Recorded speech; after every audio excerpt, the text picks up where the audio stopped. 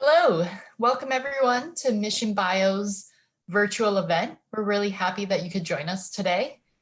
Before we get started, I want to bring your attention to next week's events. So next Tuesday at 9:30 a.m. and 5:30 p.m. Pacific time, we'll do a Mission Bio publication roundup with yours truly and go over all of the publications that our customers have done on the Mission Bio platform. And then on Thursdays, we host office hours. And next week, we'll have Yu Wang from our Mission Bio support team. And she'll take you through part one of a three-part series to look at secondary data analysis and how to turn Mission Bio Loom files into fish plots.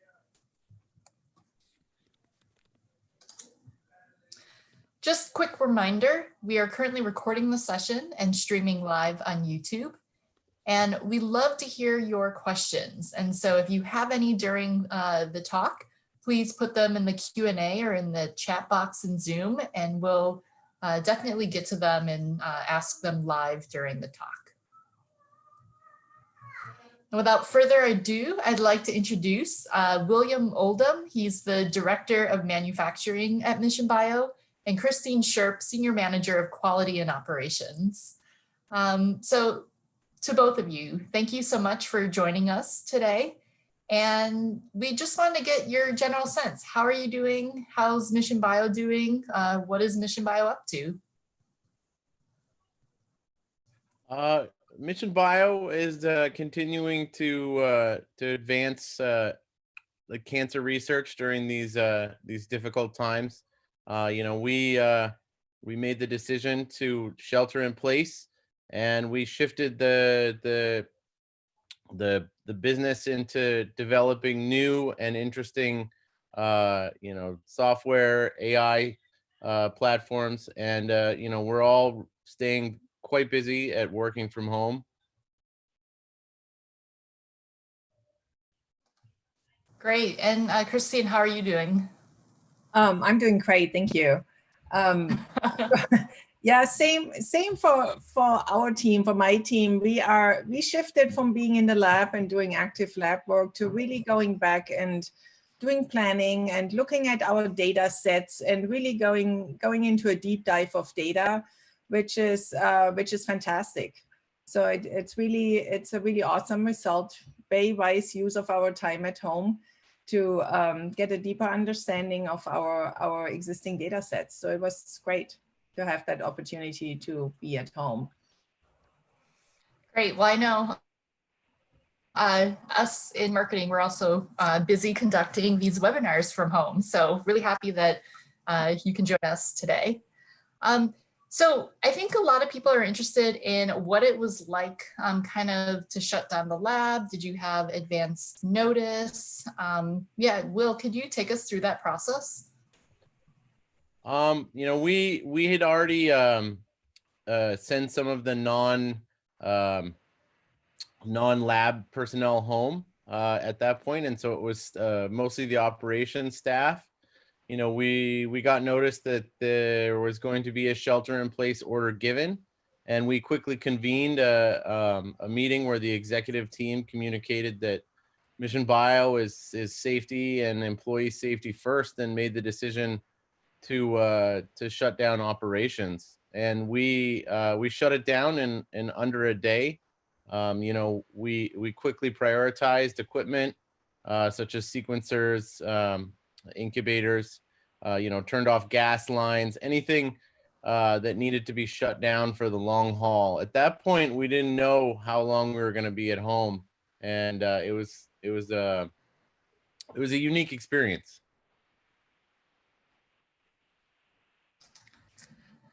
I'm sure. And then did you have any guidance from the state of California or from the building? I think when we made the decision, it was a little bit prior to any guidance. The building had had given some guidance about the pandemic before, and the state and county gave their shelter in place guidance, so we followed that guidance. And had you had any experience before with shutting down operations? Previous, I'd shut down operations, not to resume them. So that was a more drawn out process. This one was quite fast and quite rapid. Christine and I really teamed up and got the whole place shut down for the long haul. You got to throw out all the condiments before you leave.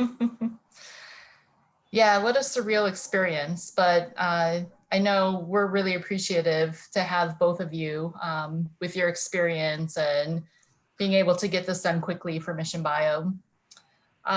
So that was closing down the lab, but I think a lot of people are interested in how you opened up the lab. And so I know you outlined a process that we're currently working through. And so Will, I'd love for you to talk a little bit about these different phases and how we're thinking about getting people back into the lab at Mission Bio.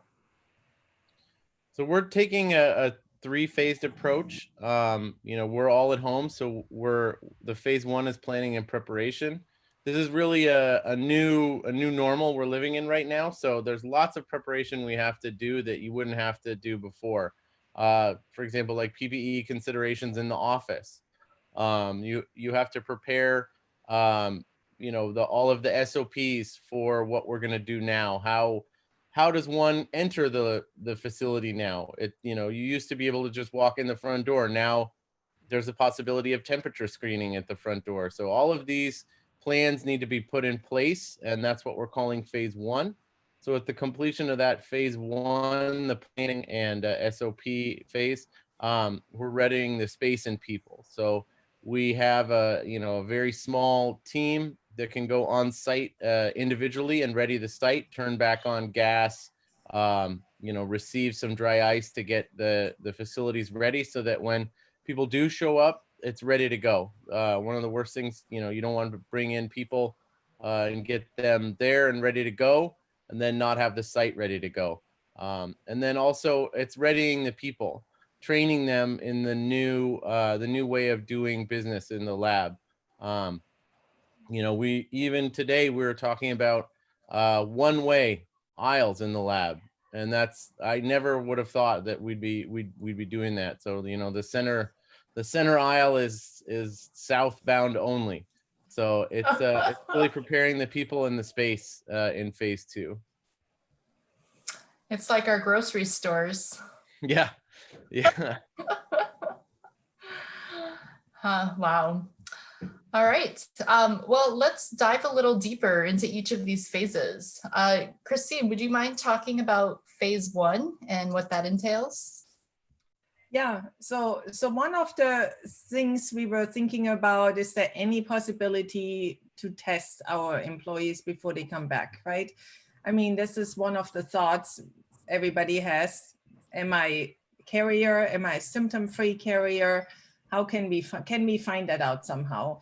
So this is a discussion point for sure. And then, of course, the inventory of our PPE, hand sanitizers, potentially masks, and then, maybe disposable lab coats, all these things which weren't necessarily there before and not so, heavily used, like masks. We did not use those before, but just making sure do the best you can to keep everybody as safe as possible.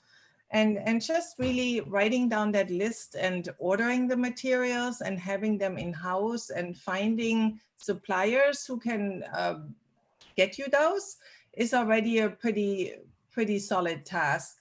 And then also once the first team is going back in the lab to start working, you want to know what kind of lab materials, reagents and cells they need in order to get started, right?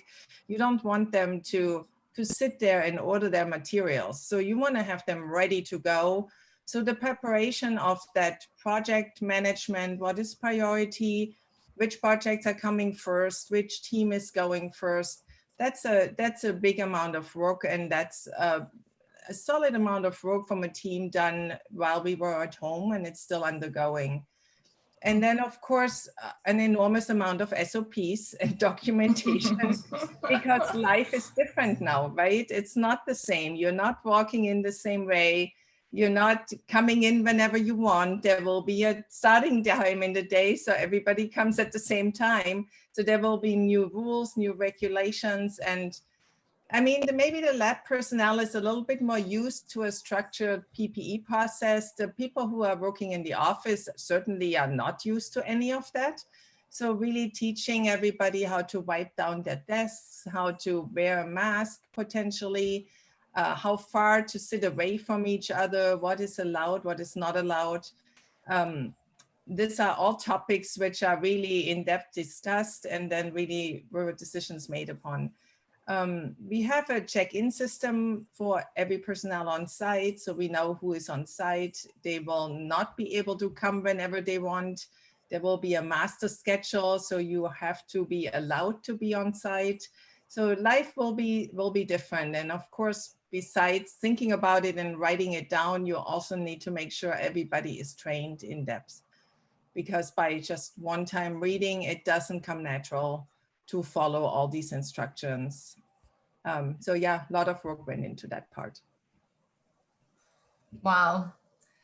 I think we never would have predicted that we would be doing this in our jobs. So I want to talk about the next phase, which is phase 2 and prepping the building. Will, could you take us through what you've done to prep the building? Yeah, absolutely. So, we, as Christine mentioned, we have check-in, check-outs now. We installed those stations. So, we know who's on site. We notified you have to notify the building and get the building ready for us to come back. We restarted all the custodial services, and we're going to kick off deep cleans with the custodial services on a weekly basis. So even with our wipe ups and wipe downs, you gotta, we need the custodial service to come in and help us out. And one of the more difficult decisions we had to make was to shutter the kitchen. In the new open office space, we have a open floor plan kitchen. And so we made the decision to shut that for further notice. And that's just the office. We're readying the lab. We have to switch everything back on, and that requires a lot of calibration. So we had to think ahead and plan ahead about getting, how do we get the vendors in there to calibrate all the equipment, and how do we do that safely for the vendors and for our team members. Wow. Christine, we have a question for you.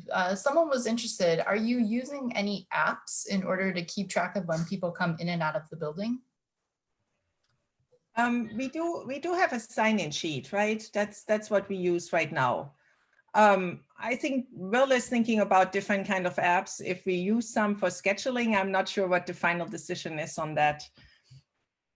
But we were looking at different kind of apps like Clockify or some other tools where you can schedule your work better. Great. And then a question about the signage, Will. Where do you get the signs from? We have some very artistic members of staff here that have made some great signs for us. There's a lot of really great resources. OSHA has quite a few resources for the signage, that you can place everywhere. And a lot of the signage is unique to your location. That we have put up for if you have a BSL2 lab, we're putting up new signage there as well. Very interesting.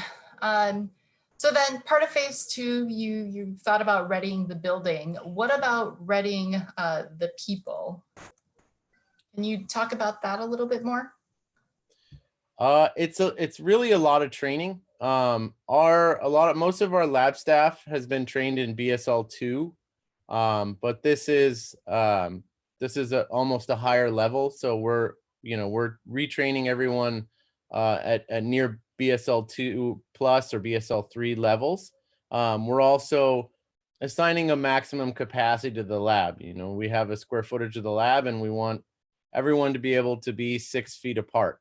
So you have to train people, not to have the productive hallway conversation anymore. We have stations that we work at, and each station needs to be cleaned up and cleaned down every day, and it's responsible of the person working there. So it's really comes down to having the SOP in place and doing the right training, and then then getting the people in the space and keeping people safe. So I haven't been in the lab for a couple years. What is the best way to clean surfaces? What are we going to recommend? We're following the CDC guidelines. So it's very dependent on surface. If you can use the bleach wipes, you can use IPA 80% wipes. As long as you follow CDC guidelines and you don't want to damage whatever surface you're wiping. I wouldn't wipe our alumina with a bleach, or alumina sequencer with a bleach wipe, but you can use IPA wipes on most surfaces. Good to know. And then the final stage of phase 2 is really, the biology, preparing to get back into the lab and conduct experiments. So Christine, can you talk a little bit about that? Yeah, and I mentioned it briefly before, but it's really following up on your planning stage, really knowing what kind of experiments you want to do, and then really calibrating the incubators, restarting your technical tools, getting the gas lines going again, and liquid nitrogen needs to be refilled, right? There's a lot of detailed considerations.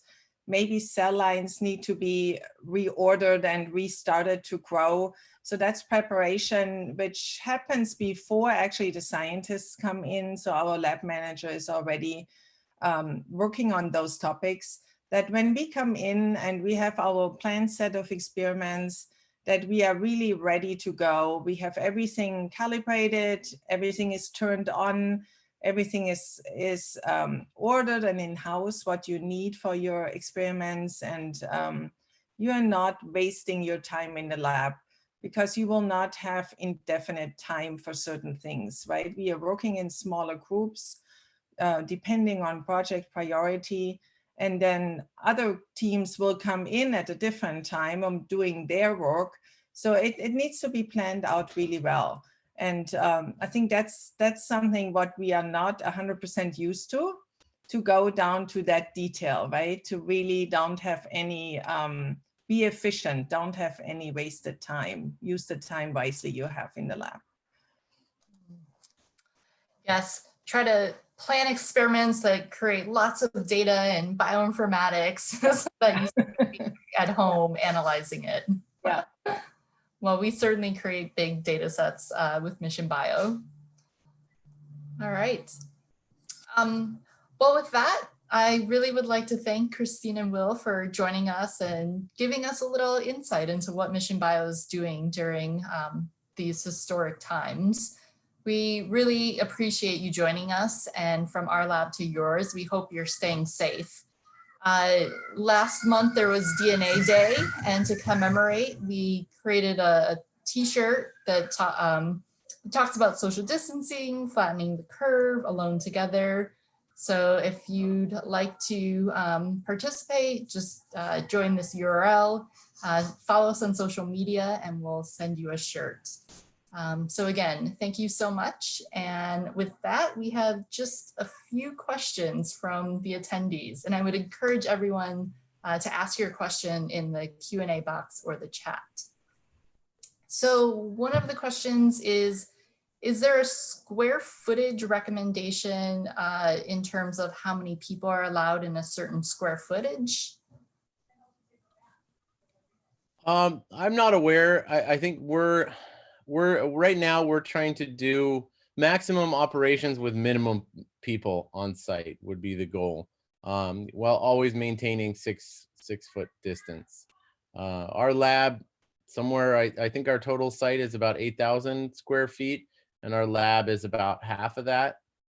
So we have you can fit quite a few people in there with the 6 foot square footage, but we're definitely taking a very conservative approach to our restarts, and we want to do the most with the minimum amount of people, and then rely on scheduling to utilize the space as much as possible. I see. Is there a plan of action if a member tests positive?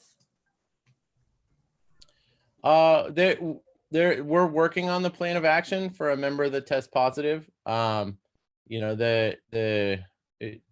way we're doing it is we have shifts, and if somebody on the shift tests positive, that a whole shift will be sent home, and immediate action, quarantine or testing if it's available for that shift. And we're trying to isolate shifts, silo them from each other, so we keep the teams the safest. Great. And I think we have one final question. Are you shipping instruments during this time? Yes, we are. Christine, Yep. do you want to? Yeah, so our instrument manufacturer actually is working throughout that time. And so they did not have a shutdown, and we are shipping instruments through our instrument manufacturer in Oregon. Yes. Great. Yeah. All right. Well, if there are no other questions, again, thank you so much for joining us, and we look forward to seeing you on Thursday for our office hours. And thanks again, Christine and Will. You're welcome. Bye. Bye. Bye.